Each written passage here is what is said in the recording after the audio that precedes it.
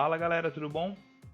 Nos últimos vídeos nós estamos fazendo a criação do nosso back-end utilizando Spring Boot e configurando o JPA para fazer a integração com o nosso banco de dados, né? Então a gente estava utilizando o banco de dados mediado pelo pacote JPA no Spring Boot e nós estabelecemos algumas rotas para fazer a atualização, inserção dos usuários, né? Preparamos já o nosso CRUD com algumas rotas.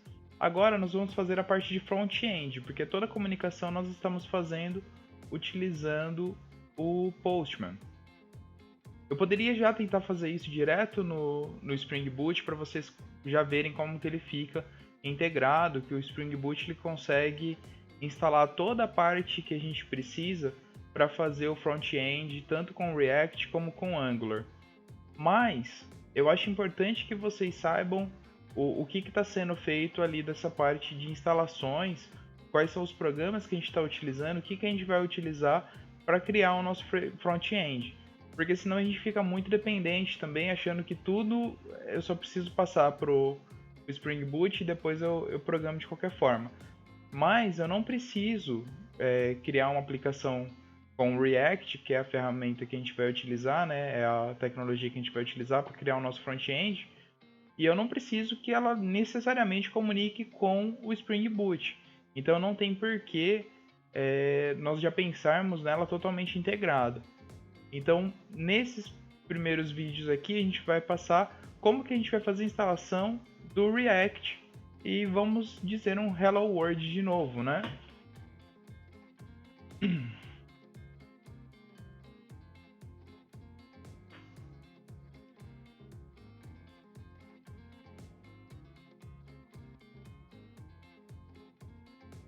Para isso é importante que a gente tenha compreensão que o React ele é um framework para JavaScript, então ele é uma maneira de se programar JavaScript e ele roda em cima do Node.js. Então nós vamos ter que fazer o download do Node.js para nós conseguirmos rodar a nossa aplicação utilizando o React. Então nós vamos entrar no site nodejs.org. O meu está em inglês aqui, mas pode entrar em qualquer uma das versões. E você vai nodejs.org. Ele vai vir nessa tela. Já tem a versão recomendada se você estiver utilizando o Windows x64. Se não, você pode vir em Downloads e tem os instaladores para Windows, Mac e código-fonte se você quiser compilar no Linux. Tem os binários aqui do Linux também para você já fazer o download. Ok? Tem para fazer instalação utilizando Docker. Tem as N opções de download aqui. Então nós vamos fazer o download da versão do Windows. E no Windows é mais do mesmo, né? A gente faz o download, instala e boa. Depois de fazermos o download do Node.js, ele já vai permitir que a gente comece a utilizar o React, porque o Node.js ele instala um pacote para a gente chamado npm. Então, uma vez instalado, nós podemos ver aqui no nosso prompt, no nosso prompt de comando, e ele já vai ter o npm instalado, que é um gerenciador de pacotes do Node.js. Então é a partir dele que nós vamos fazer a comunicação com as bibliotecas e instalar o que precisa ser instalado para rodar as nossas aplicações baseadas em Node.js.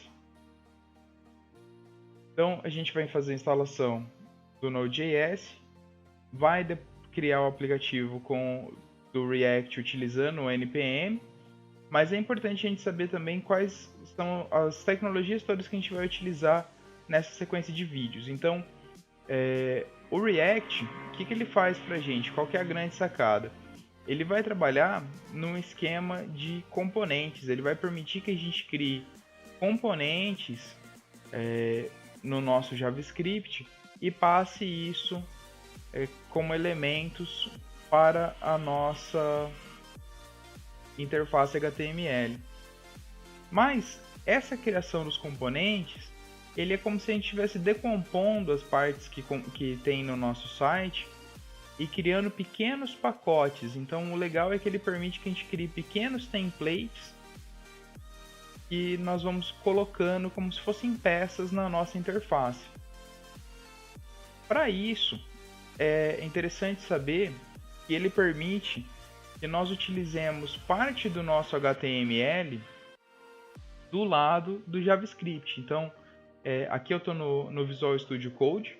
Tá? Se vocês quiserem utilizar o Visual Studio para fazer a programação, é legal porque o Visual Studio, além dele ter o terminal integrado aqui que facilita para a gente rodar os comandos do npm, ele também tem uma biblioteca de snippets do React que é bacana.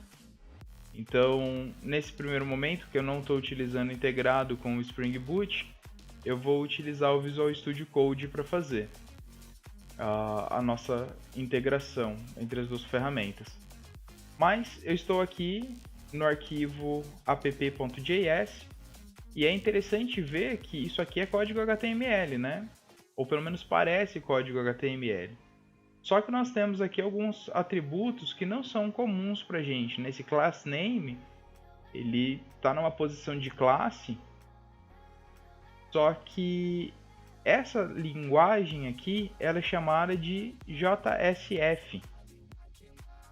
E ela é um padrão de linguagem recomendado pelo React que permite estender o JavaScript comum, introduzindo também o HTML. Então, ele interpola o JavaScript junto com o HTML para fazer a renderização no nosso HTML. Então, uma das coisas que a gente vai tentar entender um pouquinho é o JSF. Ok? Eu vou colocar os links desses vários tutoriais explicativos aqui para se vocês quiserem acompanhar. Ver se eu tenho o JSF aqui em português. Tá? O JSF ele não é obrigatório, mas ele é um padrão de programação que fica muito interessante para ser utilizado junto com o React. Então a gente vai utilizar JSF nos nossos tutoriais aqui. E para fazer a comunicação com a nossa aplicação back-end, nós vamos utilizar o Axios, ou Axios, e ele é um pacote HTTP, um componente HTTP, cliente HTTP, que ele vai fazer a comunicação entre o Node e o nosso back-end. Então, eu achei vários tutoriais bem interessantes aqui, estão bem fáceis da gente conseguir seguir. E eu vou disponibilizar também na descrição dos vídeos para vocês poderem estudar e se baseando, ok? Então, a gente vai utilizar Node.js como base da nossa aplicação, vai utilizar JSF, JSX como... JSF era do Flash. JSX como linguagem de implementação para fazer a comunicação entre o React e o back-end. Como cliente HTTP, a gente vai utilizar o Axios e aí a gente vai conseguir criar a nossa aplicaçãozinha. Então, no próximo vídeo a gente começa já criando a nossa primeira aplicação com o React.